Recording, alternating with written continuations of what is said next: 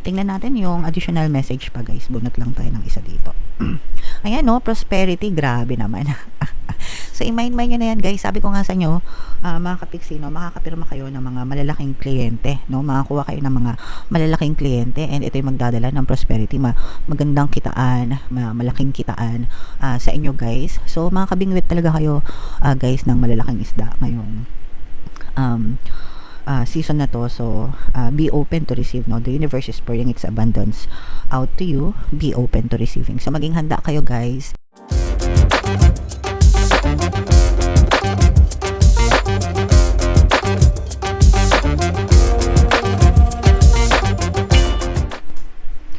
Hello guys, hello Aquarius, welcome back to Pinoy Pixie Tarot.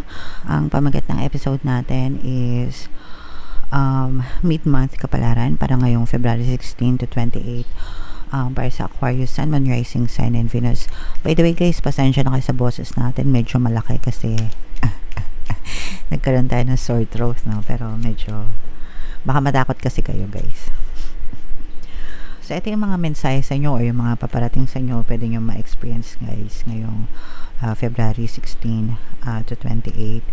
So ito guys, these are all very good messages. For some of you guys, kung nai-stress kayo, unti-unti nang nawawala yung stress nyo. Kasi for some of you, may mga tao sa paligid nyo na tumutulong sa inyo, no? Para ma-overcome nyo yung stress, yung worries, yung anxieties, especially if may mga kaibigan kayo, no? So, labas-labas, mga kapiksi.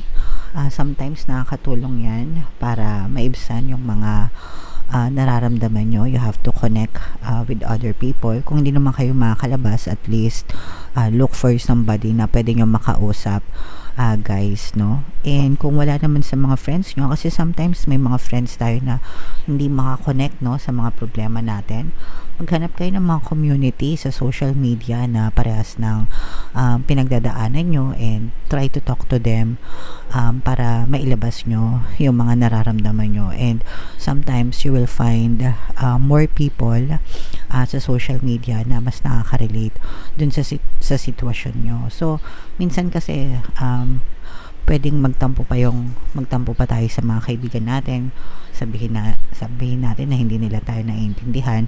That's because hindi kasi nila na-experience din, no, yung same na experience mo. Pero if you find people in a community na parehas ng pinagdadaanan mo, mas nakaka-relate sila sa'yo, mas madali yung communication.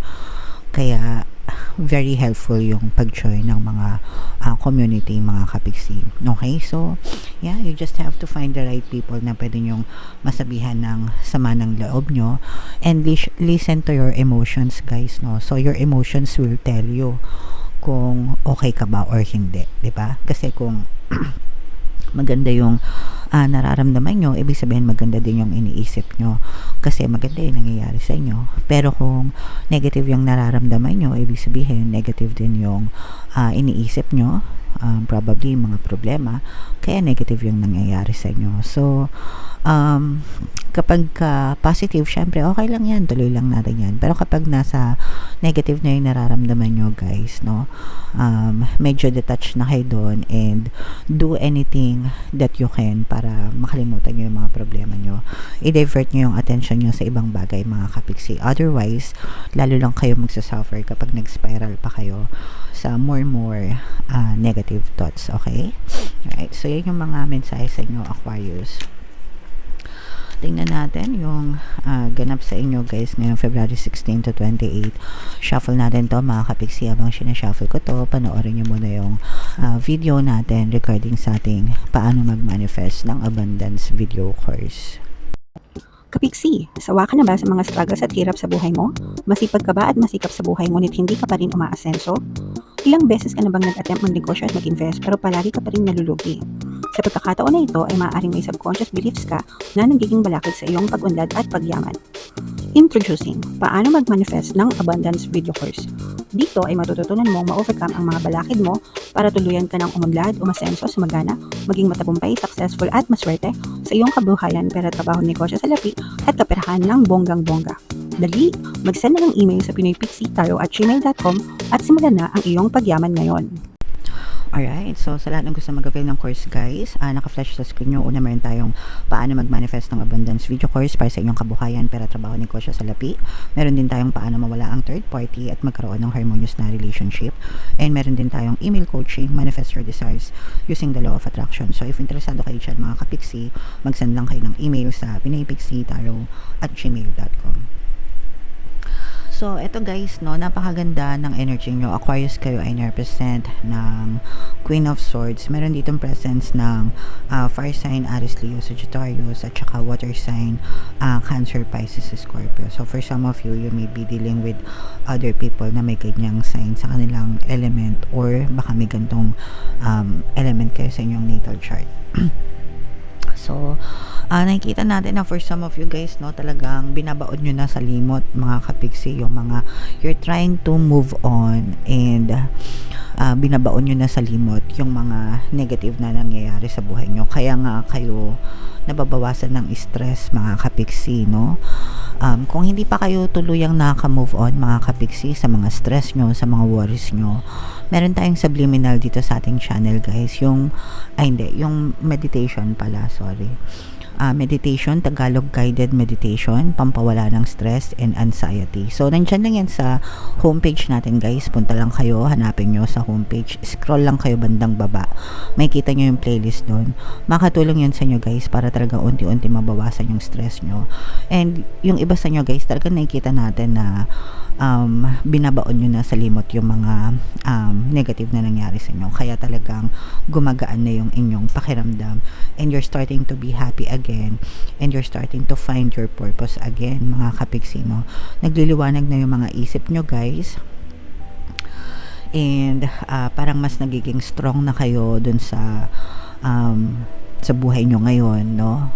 Kumbaga yung mga negative experience na na-experience nyo or naranasan nyo, parang nagturo siya ng leksyon sa inyo, mga kapiksi, and right now parang willing kayo na magsimula ulit sa buhay nyo guys, and parang mas chill na kayo, mas relax na kayo ngayon, focusing on music, no? Parang nakikinig kayo ng mga music, healing guys. So kung gusto nyo mga healing music guys, meron tayong Ho'oponopono, mga subliminals, no, dito sa ating channel, pwede kayo makinig guys, or just any music, mga kapiksi. Malaking bagay yung may itutulong yan sa inyo, mga kapiksi. Okay? And for some of you guys, no, for some of you, mga kapiksi, these are also good messages na una, for some of you, maaring meron kang mga good karma na ma-experience ngayong February 16 to 28, mga kapiksi. And yung iba sa inyo guys, parang makakabingwit kayo ng malalaking kontrata, no? Malalaking kontrata, big clients, mga kapiksi, sa larangan ng kaperahan, trabaho, proyekto guys, no? Pangkabuhayan.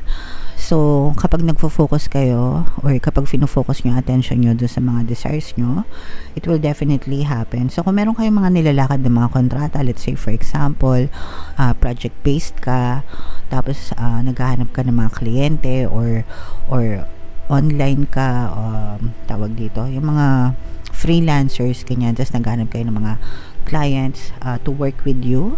Yan. So, maaari kayong makabingwit ng mga kliyente. Ganon din sa mga sales, guys, no? Kung kayo ay nagbebenta, nag-aahente ng kung ano-ano, maaari kayong makabingwit ng malaking kliyente, mga kapiksi, and maaari yung makatulong para sa inyong kita. And kung kayo naman ay nag-a-apply ng trabaho, guys, maaari kayong makapirma sa malaking kumpanya, no, na or magandang kumpanya na malaki yung offer, malaki yung benefits, guys. Okay, so yan, i-mind nyo na yan guys sa comment section. Malaking kontrata, malaking deal, malaking transaction, malaking kliyente, yan. So i-mind nyo na yan guys sa comment section. So what else guys, tingnan pa natin. You are also being advised guys na mag-save kayo ng pera, no, sa pangkinabukasan nyo, mga kapiksi, kasi for some of you, pwedeng meron kayong pagkagastusan in the future guys, na maaring kailanganin nyo ng pera, guys. So, maaaring magdulot din ito sa inyo ng konting stress in the future. Itong mga parang unexpected na hindi mo inaasahan na dadating pagdating sa gastusin, mga kapiksi. So, medyo mag-ipon-ipon kayo hanggang kaya nyo, guys. Kailangan palagi may laman yung mga emergency funds nyo, savings, no? Kung hanggang kaya natin mag-ipon, guys, kahit gaano kamahal yung mga bilihin. Pwede pa rin tayo mag-ipon, no? Kahit yung mga palima-lima, 10 piso na, o kaya yung tig-20 na coins na malalaki, di ba? Basta may paraan, basta gusto may paraan, mga kapiksi. So, pag-ipunan nyo na lang para hindi kayo magwalat if in case na mangyari siya in the future, okay? So, comment down below, Aquarius. Ito, guys, i-mind nyo na itong mga malalaking kontrata na to. Saan na ba yun? Kaya malalaking kontrata, big clients, mga kapiksi, kasi yan yung mga very positive na energy natin. At saka yung moving on, no? Yung nakita natin kasi talaga nakaka-move on kayo sa mga stress, guys. So, i-mind nyo na rin yan sa comment section. Tingnan natin yung additional message pa, guys. Bunot lang tayo ng isa dito. Ayan, no, prosperity, grabe naman. So, i-mind nyo na yan, guys. Sabi ko nga sa inyo, mga kapiksi, no, makakapirma kayo ng mga malalaking kliyente, no, makakuha kayo ng mga malalaking kliyente, and ito yung magdadala ng prosperity, magandang kitaan, malaking kitaan sa inyo, guys. So, makakabingwit talaga kayo, guys, ng malalaking isda ngayong season na to. So, be open to receive, no? The universe is pouring its abundance out to you. Be open to receiving. So, maging handa kayo, guys, dito sa prosperity na to, dito sa mga blessings na to, kasi talagang pangkabuhayan nyo ito, Aquarius, okay? So, wag nyo nang pakawalan, mga kapiksi. I-mind nyo na to sa comment section. Mind, prosperity, abundance, pagpapala, kasaganaan, yan. So, i-mind nyo na yan, guys, sa comment section, okay? And palagi lang kayo makinig, no, ng ating mga pampaswerte subliminals. Talagang papasok yung mga blessings sa inyo, mga kapiksi. So, comment down below, Aquarius, if feeling nyo nakaresonate kayo dyan. For more tarot readings para sa Aquarius, ito yung playlist nyo. Ito naman yung ating success stories ng paano mag-manifest ng abundance video course. Click here to subscribe, guys. Ito yung ating mga pampaswerte subliminals. Thank you for liking, sharing, and subscribing. See you again next time. I love you all, mga kapiksi. Have a nice day. Bye-bye.